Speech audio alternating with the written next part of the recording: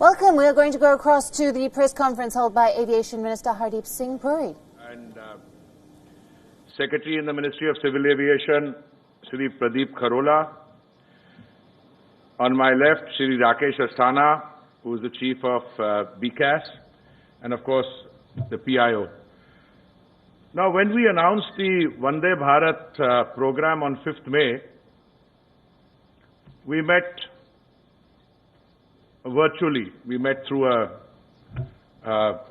VC. And I think the very fact that we are meeting on the 21st in a physical setting, and this is something I'm doing, I think, for the second time this the last 2 or 3 days. I attended, rather addressed a similar press conference. I think this is also a reflection of the fact that we have gained more confidence in terms of normalization of the situation and resumption. Under Vande Bharat mission, as we speak, the numbers of our citizens who were stranded and or in distress outside, those coming back is increasing. The latest figure that I have is that we have brought back more than 20,000 of our citizens from various destinations. We have at the same time utilized the outgoing aircraft to carry our citizens who are normally resident abroad and who needed to travel because they have jobs to do, they have got other professional commitments, and they were caught unawares, as it were, prior to the lockdown. Their numbers are less, not because we don't want to carry them, but because our flights to the United States, they're coming chock-a-block full, but they're also going full. But some of the countries from which we are bringing our citizens back, they are at this point of time not allowing foreign nationals to come back. And therefore, some of the people wanting to travel back, they may have permanent visas, they may have other residence permits, but since they are not on the passports of the countries, and there are 6 countries in the Gulf, Middle East, some countries in East Asia also. But the larger point I want to make is that we started somewhat cautiously. In the week between 6th and 13th May, the intention was to bring back about 12,800 or so. That was roughly the idea. We have stuck to those figures, but for the second week, which seamlessly was dovetailed into the first week, we ramped up the numbers, made it more than double. And even as we speak, I know my colleague, the CMD Air India and Secretary Civil Aviation, they are already talking in terms of ramping up the number of people to be brought back. Substantial increase in the number of flights that the Air India family, Air Indian Express will be undertaking. But equally, we have also taken up our private carriers, and I'm very happy about that. They had expressed a desire to participate in the evacuation efforts, and I think it's a tribute to them also that they've stood by us, and they are going to be joining in that effort, which will also enable us to increase the number of flights and ensure that more and more people who are in distress or are stranded outside can come back. But before I move to some other aspects of what we've been doing, I do want to underline that our effort during this Vande Bharat mission was not to bring back everyone who wants to come back. The clear emphasis is on evacuating those of our citizens who are genuinely stranded and in distress abroad. Because if we look at the overall numbers of Indians, I mean, we're a large country, we have a population 1.35 billion, the number of Indians living abroad, both on Indian passports and other, goes into several million. I think more than 25 million according to one estimate. So the idea is not to bring back everyone, only those who are under stress or, who really need to come back. Equally, those of our citizens who have regular jobs outside, which have opened up, they have professional commitments. So the idea is to concentrate on those. But there also the numbers are large, and we are increasing the number of flights and our overall carrying capacity. One of the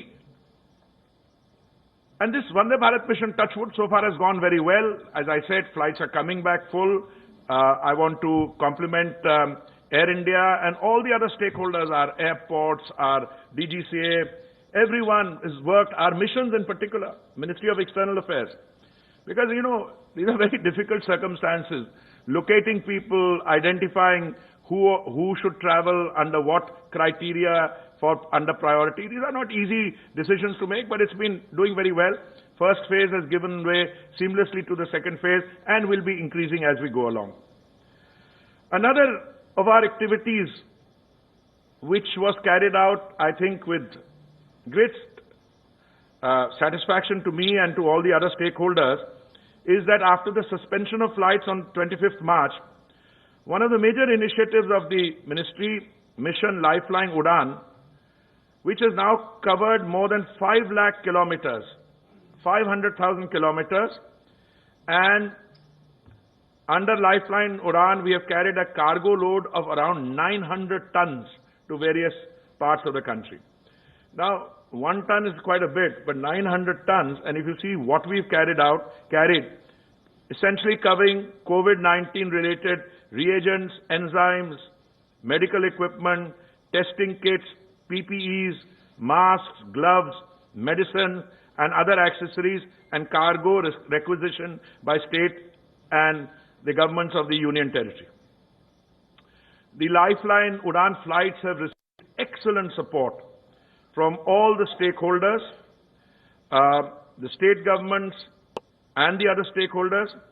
Private scheduled operators have also operated cargo flights on a commercial basis. Similarly, on the request of various agencies, Air India has operated chartered flights to bring 1,444 tons of critical medical supplies from abroad, that is into India. Air India has also carried about 30 tons of critical medical cargo to foreign countries. Now, the point I want to stress under Lifeline Udan is it represents a very important segment of our activity post the lockdown being declared. Because the lockdown was effective, because it was taken early and in a timely manner, we can today say with a great deal of confidence that we have been able to escape the situation which other countries found themselves in. I mean, for a country of India's size, 1.35 billion people, we are testing what, 100,000 people a day? More than that. And the total number of fatalities is about 3,000 or so. Our recovery rate is doing very well. But you know, when you have a situation like this, what you really need to do is not to look at the total number of cases, but to look at the fatalities. And you have to manage those. Now, the fatalities today, the Indian figure is one of the lowest in the world. It is about 3% or so. And since I'm a member of a group of ministers dealing with this pandemic chaired by my senior colleague, Dr. Harshvardhan, I keep asking the question, Secretary Civil Aviation is also a member. I say, out of these 3% of fatalities, how many of them are cases where the patients had pre-existing medical conditions or comorbidities as it's called, and the figure is sometimes termed to be extremely high, 85% or so. So, all I'm saying is we have to keep our fingers crossed, but just as it was very important, absolutely essential to have a lockdown early and ensure that the pandemic didn't spread, it is, I think, also equally important at some stage that you have to open up. And I think it's in that spirit that all these decisions are being taken.